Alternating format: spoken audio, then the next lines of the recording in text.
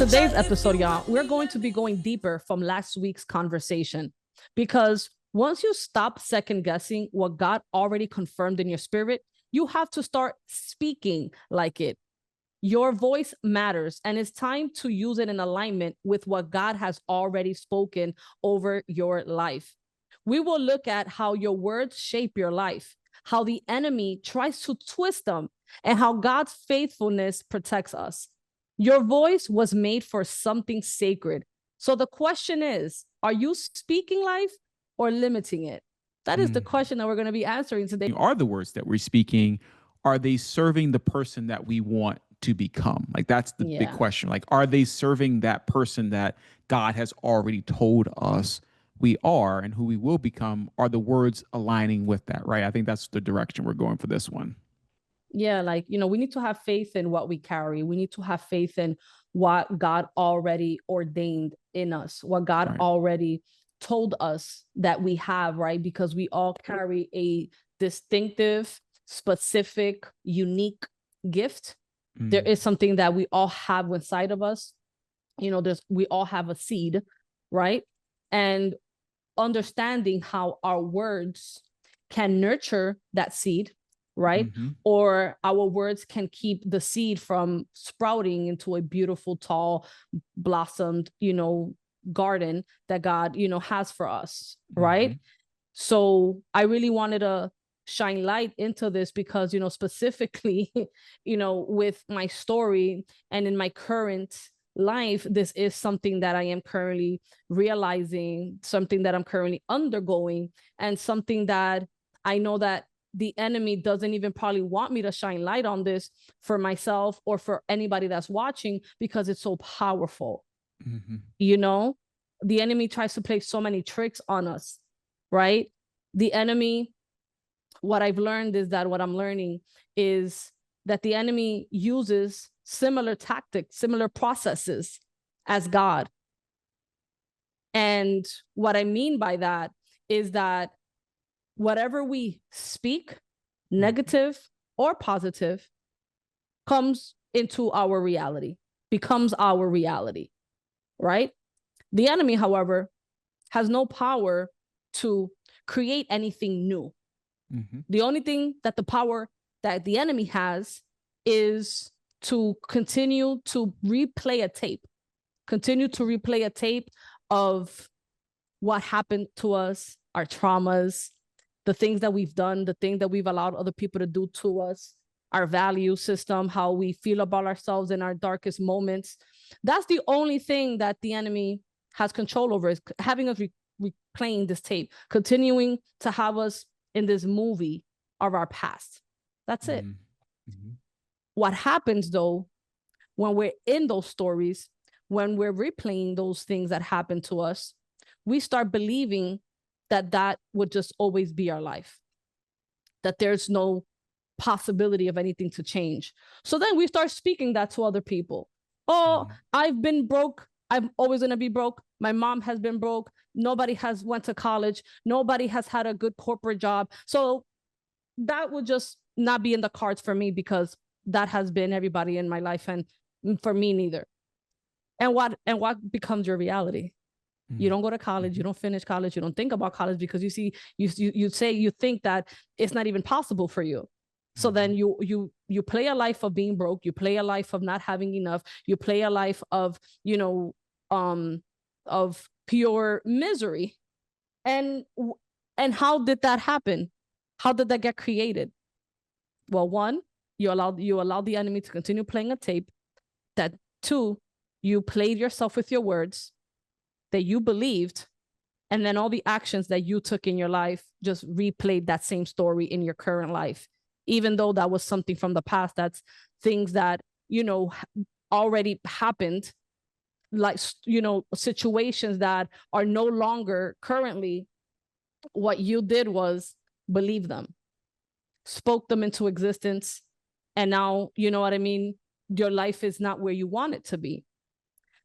Because the enemy can't create nothing new. He can just keep us in a spiral. He can just keep us in a whirlwind. He can just keep us in a vortex. That's all that he has. And God wants to create something new in us. God wants us to play a different story, you know? God wants us to see ourselves as someone that is capable and that will overcome and that will be the person that he called us to be, that will utilize our gifts that he gave us, that will grow and develop those talents and gifts and the you know, all the grace that he has on our lives, that we can live that and be that. But we have to be mindful of how much our words and our voice plays a role in whether we are lifting life or if we are minimizing our life. And I choose to believe that we do have power and authority over that, you know? And, you know, when I put myself, just to kind of make this more relatable or, you know, kind of hit this home a little bit more for anybody that's watching, I am a believer of God. I love God like like nobody's business. Like I can't even put into words the love that I have for God and how much I honor him, and just how much admiration I have for God. And even though I have all this love and admiration and God has done beautiful things in my life, the enemy still tries to replay certain stories and certain words that come out of my life, out of my mouth, are not in alignment with who I'm becoming and who God has called me to be. And I've noticed that there are certain things that really hasn't shifted much in my life because there's a story that I'm replaying. And it wasn't until recently that I caught on to that I caught on to, oh, this is why this area of my life hasn't really had a drastic shift. And it's because I've allowed the enemy to take hold of it for so many years, because he's made me believe that that area of my life, it is too big, it is too impossible for God to change, that I've just allowed to play the story of it's impossible. That's just who I am. Those things are never going to change. There's just no way. And then I speak that of myself. And then it's like, your wish is my command. That's who you are. That's who you say you are. Well, then I'm going to be reacting a certain way. I'm going to be reliving certain situations. I'm going to be attracting certain types of people in my life, because that story needs to keep being replayed. And the way that story can keep being replayed is because the enemy can create something new, but he's going to have me act and behave and attract certain things and keep certain things in my life that allows me to believe that that's just the way it is. And that will never change. And that's just the way the story goes. But God is like, I have a new story and I want you to create a new story. And it's been a battle for me, genuinely and truly, to let go certain things in my life that I find very hard for me to let go. And I've been battling with this, like, why? Like, why is it so hard for me to let go? I know that if I let it go and I give it to God, that it's going to work out. I know that God can do it. But there's certain areas that feel very strongly like I can't never change that. But I've realized the power that I gave into that as well by the words that I have spoken over myself that are not in alignment, that are not in favor of being the opposite of that. I've been speaking over my life and basically confirming everything that the enemy has tried to make me believe of myself, about my past, about, having trust issues, not being able to be in a long-term committed relationship, that I can't really commit to someone because you can't trust, someone in a romantic way. The anger issues that I have at times. All these things, it's like my abandonment issues. That's a big one, right? I'm sure we all kind of deal with abandonment, but for me, it's a stronghold. And he has made me to continue to believe that because I have these abandonment issues, because I went through all these things, because my dad wasn't there, I wasn't raised with my dad, and why wasn't that there? Did he not love me? All these things, all these stories for years he's been playing. And I have never fully given it to God. I didn't know why. It just felt right to keep holding on to it because I felt like this is it. Like, I don't know, God, if you can do this. I know you can do beautiful things in my business. I know you can do beautiful things in my professional life. But God, when it comes to my personal life, I just played small and held on to them and just use my words, keeping myself there, believing that those things can shift. And recently, I had a revelation where I understand and I know that giving it to God is the first step to my deliverance. Because once I give it to God and I trust him and I tell God, like, I'm scared, I do not know what's going to happen once I give it to you, because I don't have control anymore over this situation. And I've always had control over it. So I kept repeating a cycle that after a while, you just become comfortable in the uncomfortable because it's what you've been doing and know. And even though it makes you feel icky and sad and miserable, that's all you know. It's a tape recorder. So all you keep playing. It's like the tape that you got. And, it's just you keep playing it and keep playing it. And God, showed me and told me, every area of your life you can give to me, but specifically your personal life, right? When I say my personal life, I mean my heart and, the way I can love on myself and the way that I can love on others with full trust, because I trust in God, that I can trust other people, that I can trust myself, that I can trust people to come into my life, specifically in a romantic way. And it will be okay because God brings people for my good, not for my harm. So if I trust him, then the people that come around, I can trust that my discernment will tell me who to stay and who will go. And God told me, you can trust me because I will tell you, and you will have discernment enough to know the people that are no good, and you won't entertain the negative or the bad anymore. Like, God just started telling me all these things in my spirit, and I'm like, you're right. Like, of course I can. Look what you've helped me do with my business, and all of that was you. Every step I took, everything I did was you, and I'm in a great place. So I know that, of course, I can trust you with my heart and my personal life, and that I can let go of the traumas and the abandonment, and that I can give myself to someone, and that I can have a beautiful life. But to let go of that, I've known for a while, to let go of that, it literally felt like death. It felt like death. And I knew that I was dying of my old self. I was dying of the story that the enemy kept playing in me, that I kept speaking out loud. And now my only job is to speak words of affirmations over myself. Adi, you are capable. Adi, you can change. Adi, you will change. This is going to happen to you. God is going to do it in you. God will change you. There is nothing that God can do. Anything with God is possible. You can trust God.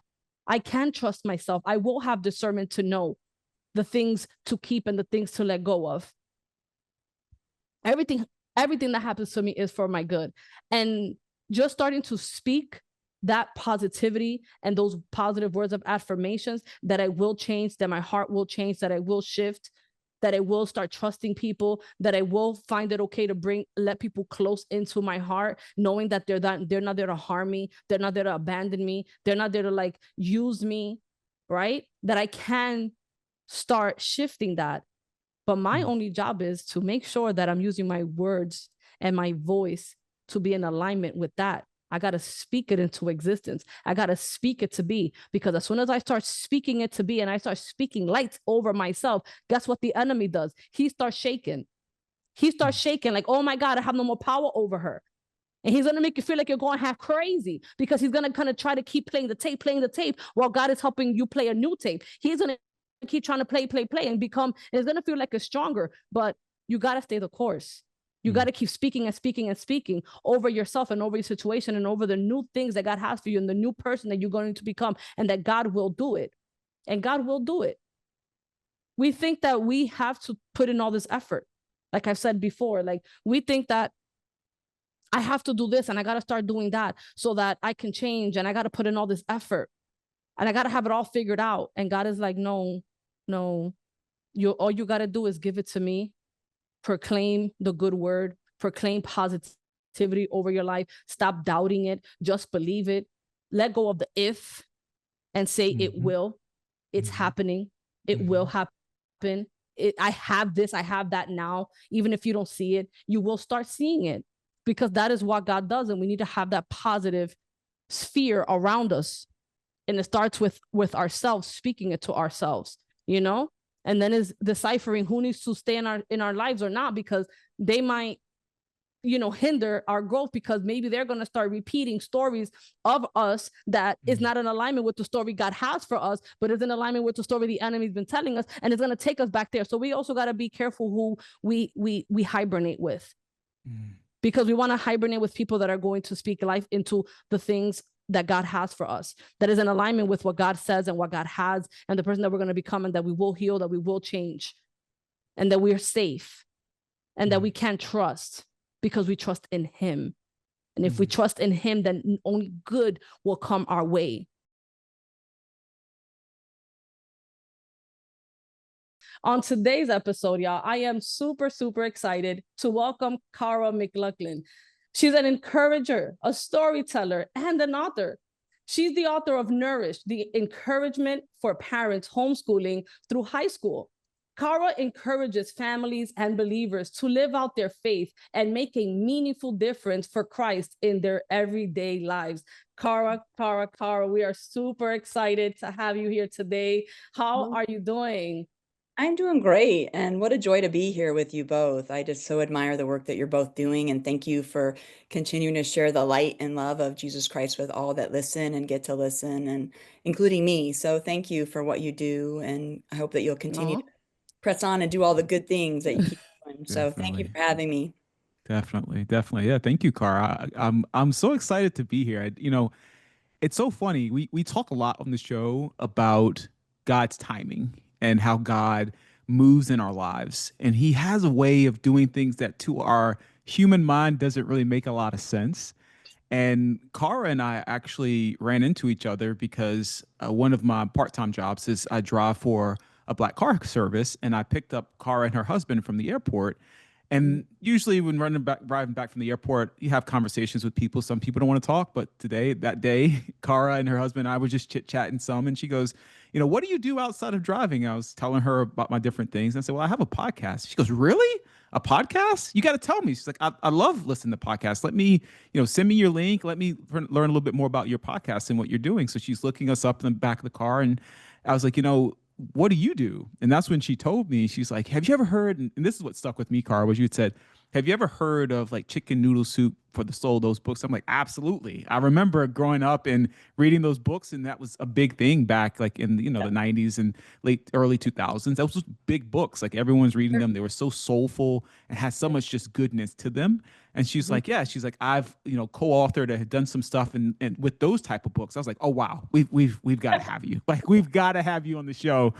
And it just started like just a beautiful conversation. And so I say that as encouragement for everyone. One, I'm saying that with thankfulness from my heart, Cara, for actually agreeing to be on the show and being a part of this journey with us and all of the viewers and the folks that are listening. But also as encouragement to everyone out there, you never know the time that you're spending with people and why God has ordained that time to be here. And I believe with everything in my body, heart, mind, soul, and spirit that this was supposed to happen the way it's happening today. And for someone out there that is listening, there is a word that Cara is going to share today through her experiences that is going to touch your life and elevate you to a whole nother level. And I'm so grateful that God has made all of this possible, and that, Cara, you've had an open, willing heart to serve and be here with us today to share your beautiful message and your experience with those that are listening. So just want to say thank you. And I'm so excited about this episode today. I would like for you to share us a moment in your life when you have doubted yourself, but chose to have faith, and having faith completely changed the outcome. Of course. Yeah. Well, I think writing that book that you talked about, that Nourish book, the homeschooling high school, I had for all of my life, I had considered myself a storyteller or a writer ever since I was a young person. And when I got my first job in high school was writing for my hometown newspaper. And I thought I was going to be the next Lois Lane. I mean, hopefully you guys know who Lois Lane is. She was Superman's girlfriend that worked as a reporter. But I got that first job as a reporter, and I thought I had arrived. And so after that, that's a continuing thread throughout my entire life is I've gone on to work in pretty much every aspect of storytelling. I worked for a nonprofit. I worked in corporate PR. I told stories for like big brands for advertising and for Starbucks and McDonald's. And what an honor to be able to share those stories. And then as I moved on into becoming I blogged all throughout that. And then as I homeschooled my son, I was invited to also be a storyteller for that journey too. So when I put together my book, it was really a kind of a milestone opportunity to share all the stories I had told about homeschooling, but it didn't arrive from it didn't start from a place of like, I know what I'm doing and let's go. It was more out of fear and trembling because God put it on my heart to share these stories and to say, I wanted to be a real writer. I wanted to write a real book. And sure, I had contributed to Chicken Soup for the Soul and I had contributed to other anthologies and written for magazines and done things for clients, but I had never written a real published book. And so that was my heart and my desire, is to put all this journey together in a real book and be just a total book on my own and be a real writer. But I didn't know how to get there. And so I really came to the Lord and I basically surrendered and said, Lord, you know my heart. This is my longing, is to put these stories out for you and to share that encouragement, especially for high school homeschoolers, which there's not a lot of love and encouragement for that season. Because a lot of people think you're crazy if you're homeschooling through high school. But I'm like, Lord, this is my heart, but I don't know how to do it. I don't know how to get there. And God in his ways that only God can do, brought someone into my path that walked alongside me. And it was a friend that I had worked with the advertising agency who had gone on to write several books and become a like really great writer, mentor, coach. Like that was her business, was writer. She was a writer coach. Her name is Karen Brown Tyson. And she came alongside of me and walked with me in that. And I know you both have talked a lot about, maybe not seeing the way far off big plan, but just the thing that's right in front of you, that one tiny small step. You guys have talked about that a lot.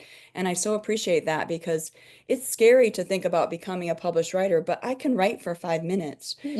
And that's what my friend Karen, the writer coach, did with me. Is she said, okay, Cara, write for 5 minutes. Okay, can you write for a page? Can you write for a chapter? And she basically walked alongside of me in all of that, and through prayer and surrender and just doing the small, tiny, faithful tasks day by day, I was able to put that together, publish it, and put it out in the world. And what a joy and a milestone to see that published work out there, for nothing more than to say that, when you honor God in the small steps, he's going to honor you in the big things, right? And so it's honoring him in the small ways so that he can honor and bless you in the big things. And so, but I never could have done it without being humble, surrendering, and inviting others into my more or less brokenness of feeling worthy enough to write a book, and her saying, you can do it, let's go. So I'm so grateful for that opportunity.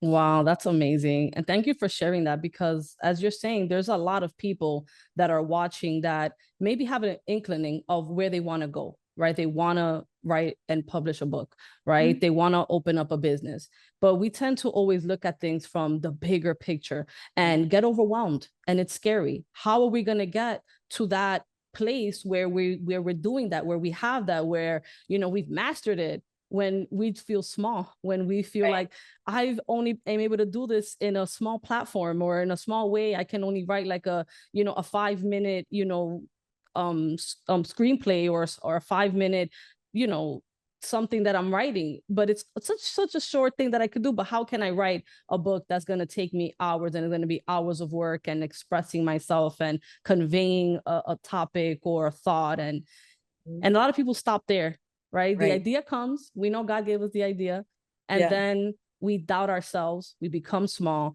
and we can either stay trapped in that and let it stall us forever and it will just stagnate us, or we can choose something different. And from what I hear in your story is that you chose to get resourceful, right? Which is one of the characteristics that I love, because we can't do it alone. We always need someone to come in and say, hey, don't worry, like, I got you. Like, I've done that before. I've been there. I know what you're going through. Maybe try this and give it some time, and then you see how you feel and develop that skill. And then over time, you're like, I could do this. I did that. I could do more. I could do more. And then before you know, you have your book written and you're like, wait, who did that?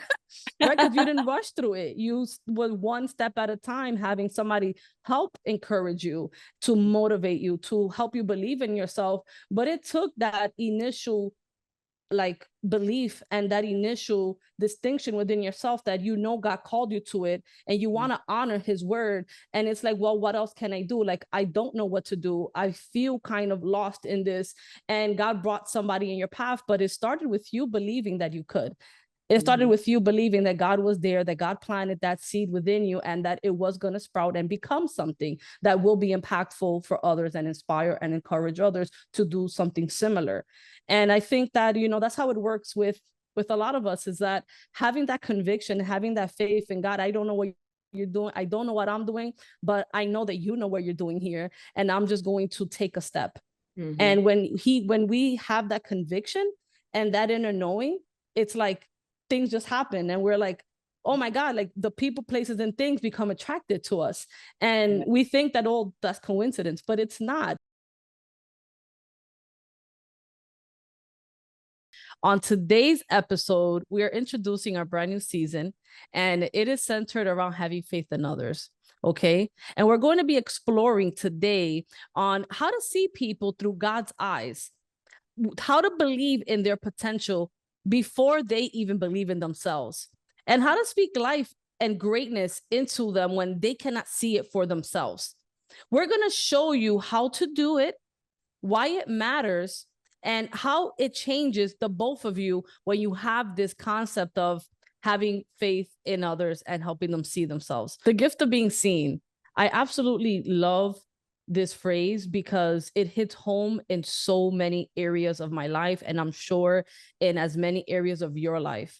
Maybe some of you have been seen and you know what it feels like, or maybe some of you have not been seen and you don't know what that feels like, or you don't know what it's like to help someone be seen. You're in the right place, because what we really want to teach here is about helping you see others through God's eyes instead of through people's current behaviors or the way that their life is currently unfolding, or the ways that they are, right? And when I think about this for myself, I really can see someone very special in my life who has helped see me beyond my current behaviors or my current circumstances, that saw me through God's eyes and saw the bigger me, the higher me, my higher self, and didn't just focus on my current behaviors or where I'm at and how I'm acting. And this for me is my best friend, Lavelle.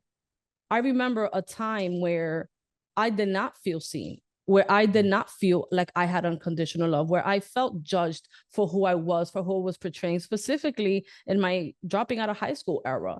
I felt judged. I felt like I was not going to amount to anything. I felt like the dreams, the aspirations, the success was not in my calling, because being a high school dropout. And I can recall Lavelle always telling me back then and now, but I'm just going to focus on back then. She always seen me for my higher self, my spirit self, myself that, was going to make it, that was going to be on stage and help people and speak life into people. And we used to always share these dreams, for herself too, and it always made me feel good, because I was like, girl, how can you say these things, that you see me in this light, when I'm not displaying no actions, no behaviors? My current circumstances are so far beyond being able to help somebody else get out of their ruts when I'm currently in mine, But me and Lavelle shared something where we were dreamers, and we would talk about our futures and how we wanted to be, psychologists and therapists and helping people through our gift of talking and connecting and being genuine and authentic. And I just, looking back now, I'm like, when me and Lavelle talk about it, it's like, how in the world did we even think that we can have those conversations when we were, out drinking and, just doing a lot of things that were not godly, like I would say, and, out in these streets, for lack of a better word. But we will still dream and think of ourselves in this beautiful godlike light, but we were not displaying godlike characteristics at that time. But there was something that Lavelle always possessed in her when it came to me and our friendship, was that she always viewed things from God's eyes. She always viewed things from a spiritual lens. She always seen my heart, despite my actions at the moment that were not maybe very nice or very considerate or even respectful, you know, towards our friendship. She always chose to see beyond that because she always felt and known that there was something bigger in my life and in her life that was going to be totally different from where we were at that moment. And looking back now, I'm grateful for that. I'm grateful to have had someone in my corner that saw me for who I was going to be and not for the person that I was currently in that moment, you know, because it helped me anchor myself and my own belief in what is possible. Because like, oh, you know, she still believes in me. She still sees something. I can't really see it, but she sees it, you know, and I feel it, but I don't see it. She feels it and sees it from a higher perspective. And it helped me rest in that, you know, and it helped me continue in my path. And it helped continue for myself to keep searching and keep changing and keep striving for a better life than what I was.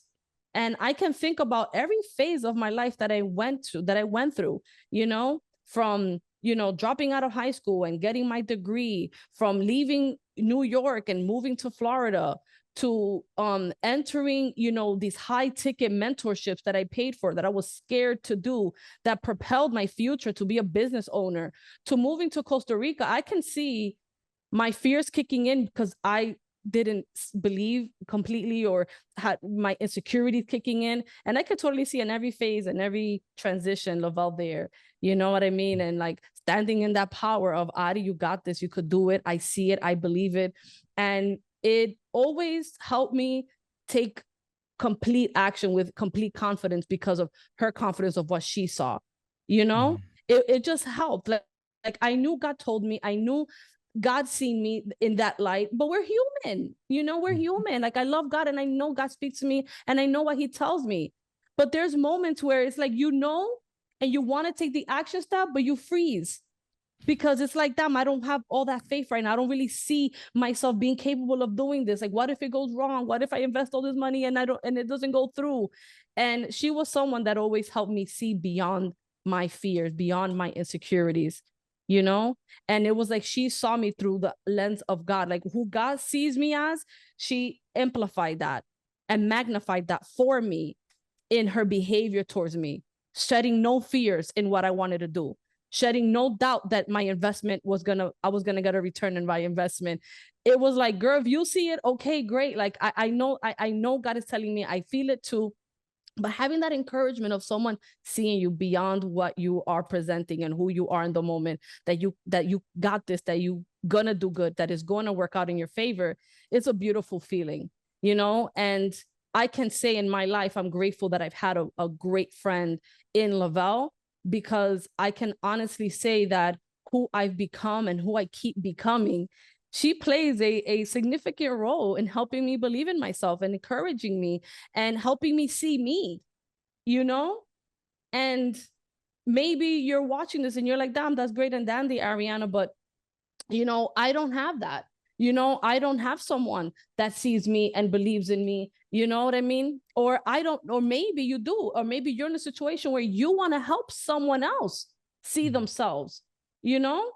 I would say it starts with having that unconditional love in your heart that comes from God, so that you can see someone else in the whatever circumstances that they're in, and peel the layers of the exterior and really get to the core of who that person really is. Really get to the heart of who that person really is, who that person really could be, who, you know, God told you that person, you know, is meant to be, and start speaking life into that person, you know, and help them see themselves, right? And you're going to give them a gift, that gift of being seen when you do that. And I'm not saying by no means that is easy, because you gotta get out of your own ego. You gotta kind of get out of your own self to be able to have this love in your heart, this unconditional love for another human being, to see them and peel all the layers of their exterior and what they're currently presenting and their current circumstances, to see the roots and their heart of who they could be, of what you feel. God said, yes, you can do that. This person can be that. And starting to speak life into that person and encouraging them and supporting them despite their circumstances in the moment, because anything can change. Behaviors can change, circumstances can change. Why not you? Why not your friend? Like, why not that person, family member, whatever they may be to you? You can definitely get in a position of helping someone see themselves. And if you're someone that is not being seen and you don't have someone in your corner and you want to be seen, you know, like, and maybe you don't have that and you're wondering, Ariana, like, how can I find somebody to see me? I would say right now, if you don't have that physical being, you have God, you have Jesus Christ that can help you see yourself despite what you're doing, because, you know, God loves you unconditionally, no matter what, no matter who you are today, no matter what you're doing today, no matter your circumstances today, no matter what is going on in your life, right? Jesus doesn't judge us. God doesn't judge us. He just loves us the way we are. And once we start viewing things from the lens of God and who he sees me as, and I know that he loves me, like, and we don't have that community, we can lean into him and he can empower you to start feeling and seeing those traits within yourself. Because it's like, wow, Jesus, you're going to want to start learning to love the way he loves. You're going to start wanting to show up for yourself the way, you know, Jesus shows up for you when you least deserve it, when you're least, you know, behaving like Jesus come through for me. He does. And you're going to start then wanting to be that way for yourself and for others.